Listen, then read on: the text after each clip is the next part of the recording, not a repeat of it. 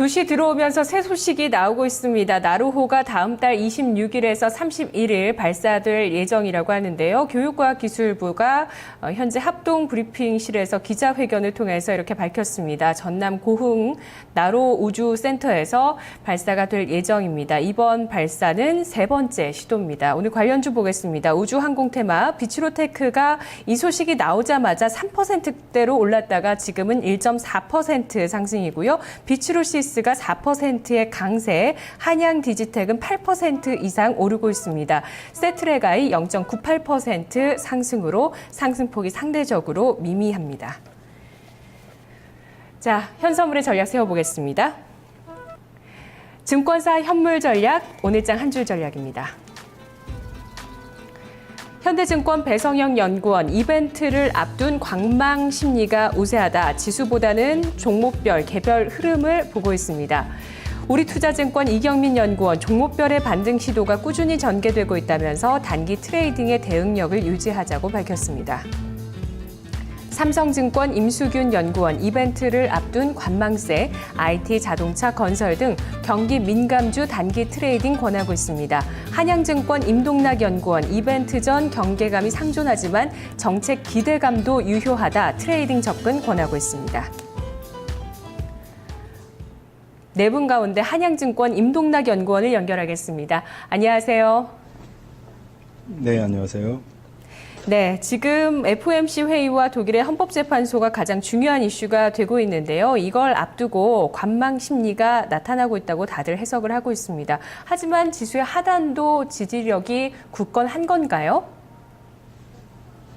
네, 말씀하신 대로 전반적인 시장 분위기는 이제 주요 이벤트를 앞둔 상태에서 좀 경계감이 발휘가 되고 있는데요. 저희는 이 어떤 불확실성이 상존을 하고 있기는 하지만 기대감 자체도 유효하기 때문에 지수가 이렇게 급락할 가능성은 좀 낮아 보인다라고 판단을 하고 있고요. 주요 이벤트 중에서 이제 먼저 그 독일의 ESM 합헌 여부에 대한 판결 같은 경우도 일단은 합헌 내지는 조건부 합헌의 가능성을 좀 높게 보고 있는 상태입니다. 이미 그 독일 의회에서 ESM 설립안에 대해서 승인을 한 상태이고요. 또 그 독일의 헌법 그 재판소장 역시 이전 그 의회 증언을 통해서 그 어떤 의회 결정을 좀 존중하겠다는 그런 의사를 피력한 바 있습니다. 그리고 ESM과 좀 유사한 ESSF 같은 경우도 이미 합헌 판정을 받았기 때문에 시장의 컨센서스는 이제 합헌 가능성이 좀 맞춰져 있다고 볼 수가 있겠고요. 미국의 이제 그 FOMC 회의 같은 경우는 일단 이제 지난주에 고용 지표가 좀 부진하게 나오면서 QE3 가능성이 좀 부각이 되고 있는 상태인데, 고용 지표만 놓고 본다면 계속해서 이제 QE3 기대감 자체는 유지가 될 것으로 보여지지만, 정책 가동이 조기에 좀 실행될 가능성은 아직까지는 좀 낮은 상태가 아닌가 이렇게 판단을 하고 있어서요. 전체적으로 이제 그 ESM 그 독일 헌재 판결에 대해서는 좀 이제 기대가 형성이 될 수 있는 반면에 FOMC 같은 경우는 좀 이제 눈높이를 낮추고 접근을 해야 된다라는 판단을 가지고 있습니다. 그리고 이제 내부적으로도 그 주중에 이제 금통이라든지 동시만기가 예정이 되어 있는데 아무래도 이제 일회성 이벤트다 보니까 외부 변수에 좀 더 민감한 그런 흐름들이 나타날 것 같고요.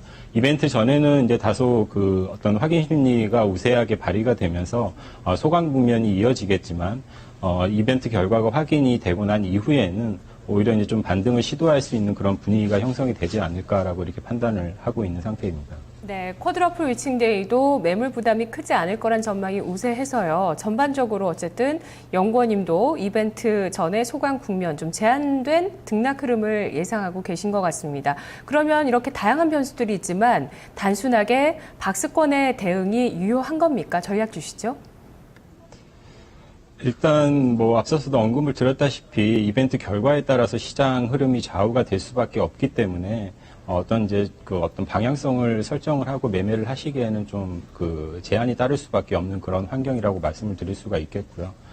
이벤트 전에는 이제 아무래도 지금과 같은 소강 국면이 이어질 가능성이 높기 때문에 반복적으로 이제 개별 종목에 좀 더 초점을 맞추고 대응하시는 것이 효과적일 수가 있겠습니다. 그렇지만 이제 이벤트 결과가 상당히 이제 양호하게 발표가 될 경우에 예를 들어서 그 독일 현재 ESM 판결이 합헌으로 판결이 나고 그 유로존의 어떤 정책 대응이 좀 보다 이제 진전될 그런 가능성이 농후해진다면 아무래도 이제 유로존 리스크가 좀 완화가 될 것이고요.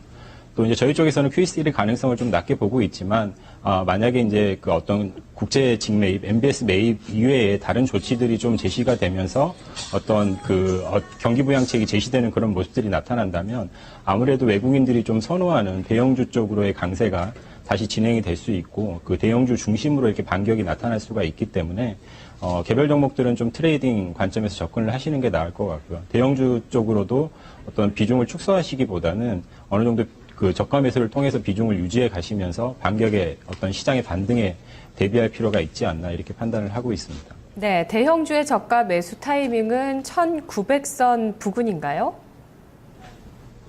이게 뭐 지수 측면에서 보면 1900선을 만약에 이탈하게 된다면 지수 측면에서의 어떤 밸류에이션 매력이라든지 하방 경직 확보에 대한 어떤 기대 측면에서 접근은 가능은 하겠지만 종목별로는 단순히 이제 지수 측면에서만 보기보다는 수급이라든지 실적 관련된 어떤 모멘텀도 종합적으로 체크를 하시고요.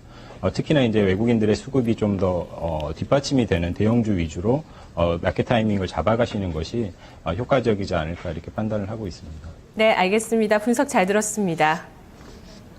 네, 감사합니다. 고맙습니다. 다양한 변수들 여러 가지 방향을 열어놓고 있습니다. 어떤 결과가 나오든지 간에 대응할 수 있는 것은 양쪽 트랙을 다 구사하는 건데요.